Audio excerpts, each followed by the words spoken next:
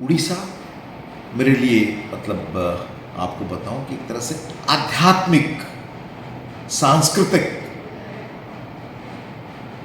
जहां माननीय प्रधानमंत्री जी कहते हैं ना कि जो उड़ीसा से सूर्य की रोशनी निकली वो पूरे देश को प्रज्वलित करती रही। यह भगवान जगन्नाथ की धरती है।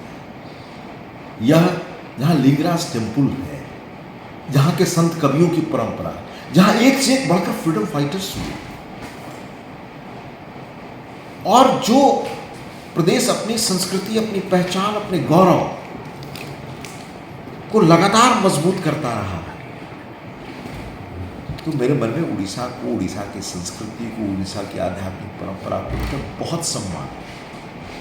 आजकल क्यों कह रहे हैं, जब देश में उदारीकरण आया 91 में, तब से बड़ी पूंजी हर जगह जाने लगी। और उसके पहले भी हमारे हिंदी में एक बहुत बड़े पत्रकार हुए पराड़कर जी, वो मूलतः मराठी थे, पत्रकार सम्मेलन के अध्यक्ष थे। 52 में उन्होंने कहा था कि भविष्य में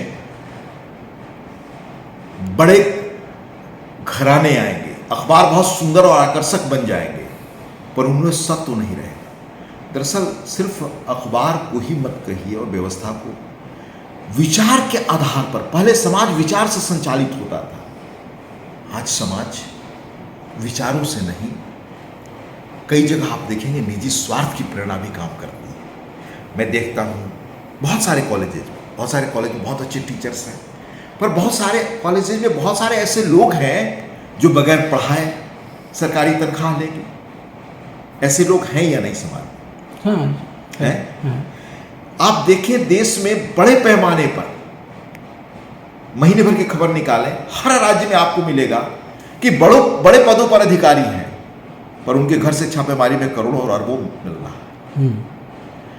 तो दरअसल जो गांधी के जमाने में गांधी जी ने जो चरित्र दिया देश को, वो राजनीति को दिया, पत्रकारिता को दिया, कानून को दिया, नैतिक ताकत दी। हम सबके जीवन में चरित्र और नैतिक ताकत का असर था। मैं कहा आपको कि देश के सबसे पिछड़े गांवों से मैं आता हूं, पर हमारे गांव में भी कोई गलत ढंग से धन कमा लेता था तो समाज उसको गलत नजर से देखता था। आज वही समाज, कहीं से आप धन कमा लें किसी तरह से, तो समाज आपको आपने अनाचार करके, गलत रास्ता अपना करके धन कमाया, ये नहीं देखता। आपके पास धन है, वो उसको पूछता है। ये जो वैल्यूज बदले हैं हमारे समाज के, वो वैल्यूज दो ही जगह से बनता है, स्कूल से और घर से। हमारे गोबंधु दास जी ने सबसे पहले स्कूल भी खोला था, लोगों को याद कि स्कूल बदलती है चीजें, स्कूल बदलता है मानस को। तो हम लोग आज देश में ऐसी स्थिति हो गई है कि कुछ भी किसी के बारे में कह सकते हैं, कुछ भी बोल सकते हैं, पर बुनियादी रूप से जो समाज में नीचे से चीजें बदलनी चाहिए, उसके लिए हमारी पहल कैसे हो, इस पर हमें कोशिश करनी चाहिए सोचने की। चरित्र की वापसी, ईमानदारी की वापसी, गलत करने वालों के प्रति एक नफरत। हम जब तक समाज के स्तर पर इन वैल्यूज को, जो उन हमारे आज़ादी की लड़ाई के महान लोगों ने दिखाया, नहीं अपनाएंगे, तब तक इन समस्याओं का समाधान सरकारें आएंगी और जाएंगी नहीं। मैं जब हमारे यहाँ, आपको याद होगा, लिंक, पैट्रियट, ये कम्युनिस्ट और साम्यवादी विचारधारा, तो बुर्जुआ अखबार कहते थे, झूठ प्रेस कहते थे, पूंजीपति का अखबार कहते थे, पर उसी मेन स्ट्रीम मीडिया ने सारा सर्व किया। याद रखिए, आपकी व्यक्तिगत राय, हमारी व्यक्तिगत कोई राय अपनी अलग है, उसके अनुसार कोई व्यवस्था काम नहीं कर रही, तो उसको हम कुछ भी कह दें। यही इस देश में आजादी है, यही लोकतंत्र है। और जब तक यह चल रहा है, आप कैसे ये भी सवाल कर सकते हैं कि इस पर कोई पाबंदी है। आप कह रहे हैं, मीडिया को इस तरह का विशेषण दे रहे हैं और वो सर्कुलेट हो रहा है, लोग सुन रहे हैं, यही तो आजादी है। क्या 75 में एक शब्द खिलाफ कोई कह सकता था आपातकाल? तो फ्रीडम आज है कि तब था, ये सोचना चाहिए। अपने रूप में स्वायत्त ठीक है, सरकार ने उसको हाँ, बनाया। प्रेस काउंसिल जब बना तब उसका मकसद क्या था? प्रेस काउंसिल को 77 में, आपको याद होगा जब इमरजेंसी लग गई, उसी दौरान से कहा जाता था टूथलेस बॉडी। तो समय के अनुरूप पहले बदलना चाहिए था। आपको याद है बिहार में एक प्रेस बिल आया था जी। आज लोग कहते हैं बिल के बारे में, अभी मैं नहीं कहना चाहता, वो बिल बिना पेश हुए ही पास हो गया था। ये लोगों को मालूम है देश में, याद दिलाने की जरूरत जी। अरुण शौरी जी की नई किताब आई है, उसमें उसका विस्तार से उन्होंने जी, वो समाज में भी हमारा छपा था उस टाइम इसके विरोध में। बिना आज तक इतिहास में नहीं हुआ होगा किसी सदन में, बिना पढ़े, बिना मतलब वो बिल एक तरह से बिना पेश किए हुआ, उसको चीफ मिनिस्टर का, तत्कालीन चीफ मिनिस्टर का भाषण पढ़ा मान लिया गया, पास करा दिया गया ऐसे ही, कोई चर्चा ही नहीं हुई 1 मिनट की, बस कहा गया चर्चा और पास हो गया। और बाहर बताया गया कि बाकायदे बिल पे चर्चा हो, बिल पे बहस हुई, बिल पास हो गई। कोई तब टेक्नोलॉजी का एरा नहीं था और ना इतना सोशल मीडिया, नहीं इतनी बात होती थी। ये इस देश की संवैधानिक व्यवस्था 84-85 से शुरू।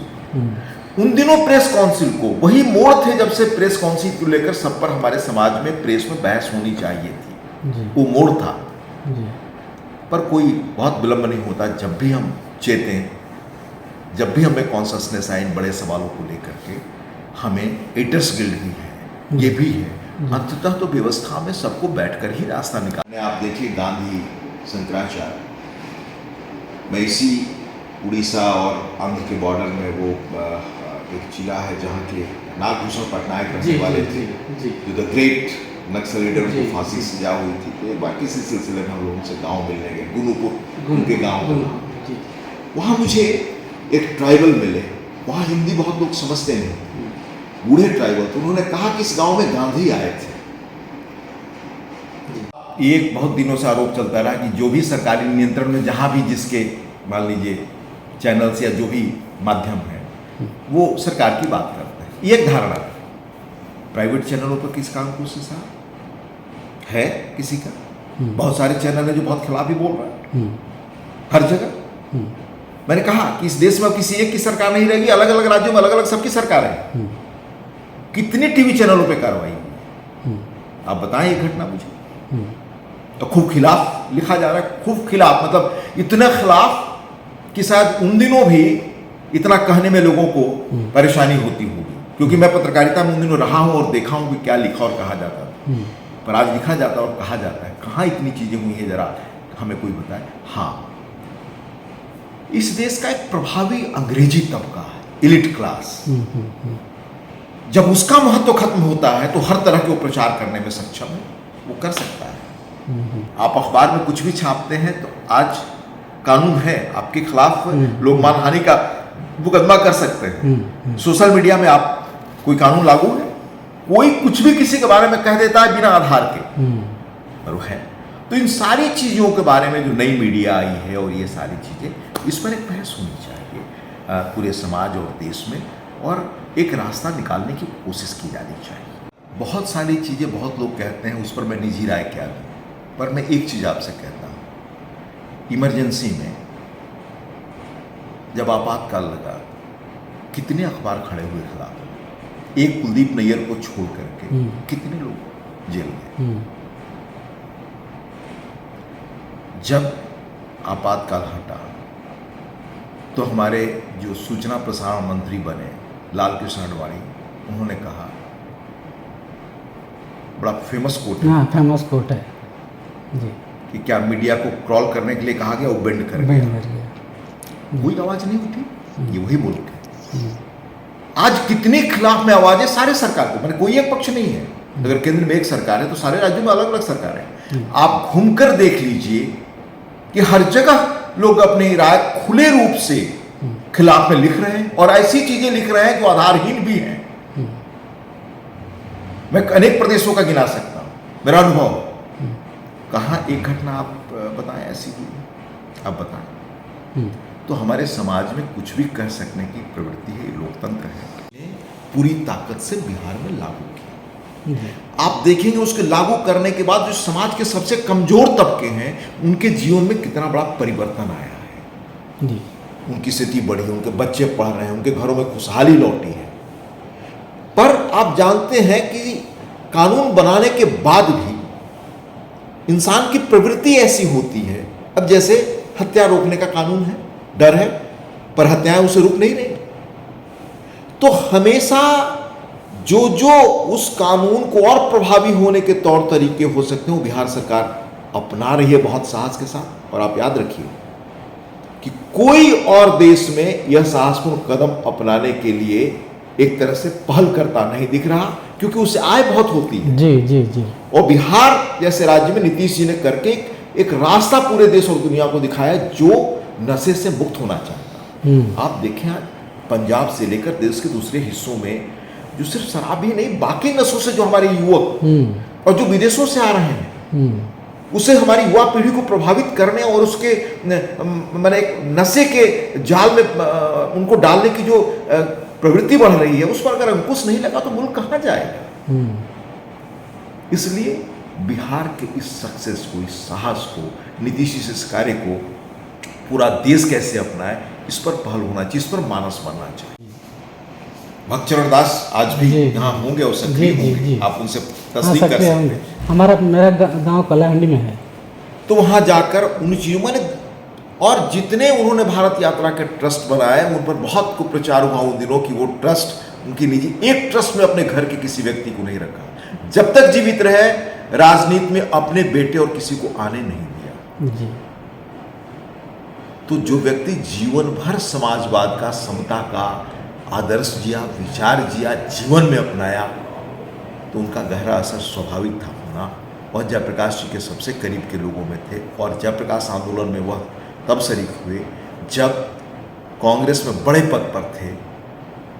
कांग्रेस में बहुत बड़े नेशनल वर्किंग उस कांग्रेस की जो वर्किंग कमेटी थी उसमें इंदिरा जी की इच्छा के खिलाफ उनके कैंडिडेट को पराजित करके बने थे। जी जी जी। यह कांग्रेस की दूसरी घटना थी जब सुभाष बाबू गांधी जी के इच्छा के विपरीत चुने गए थे और ये चंद्रशेखर थे जो इंदिरा जी लोकप्रियता की शिखर पर थी, तो उनकी इच्छा के खिलाफ चुने गए शिमला में। तो उनका जीवन पूरा इसी रूप में रहा। जी।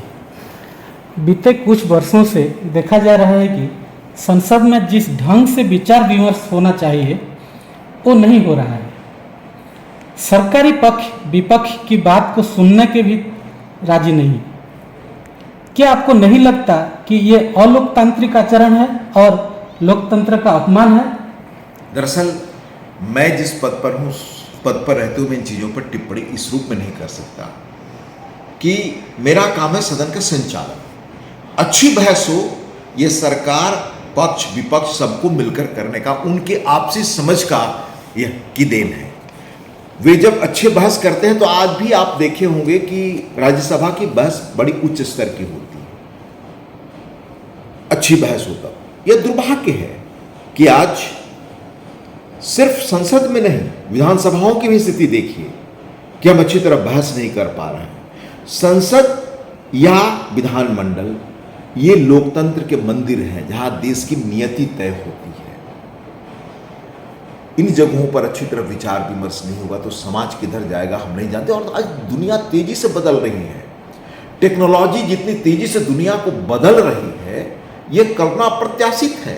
आर्टिफिशियल इंटेलिजेंस का एरा कहते हैं कि इस 21 से 30 के दशक में दुनिया को पूरी तरह बदल देगा। ये सारे विषय हैं, जलवायु परिवर्तन आप देख रहे हैं कि कितनी बड़ी चुनौती हमारे सामने है। अनेक ऐसे सवाल हैं जिस पर इन फोरमों पर बड़े विस्तार से चर्चा होनी चाहिए और चर्चा चलाने का काम इन राजनीतिक दलों का आपसी विचार विमर्श से है। और संसद में या विधानसभाओं पिछले 30-40 वर्षों से जो यह परंपरा शुरू हुई कि हंगामा का, शोर प्रदर्शन का, वेल में आ जाने का, संसद को अच्छी तरह न चलने देने का, ये सबको गौर से सोचना चाहिए कि कैसे हम संसद या विधानमंडल को बेहतर तरीके से चलाएं। आजकल संसद में भी नहीं, विधानसभा में भी ऐसा हो रहा है हर स्टेट में। मैंने कहा जी। जी।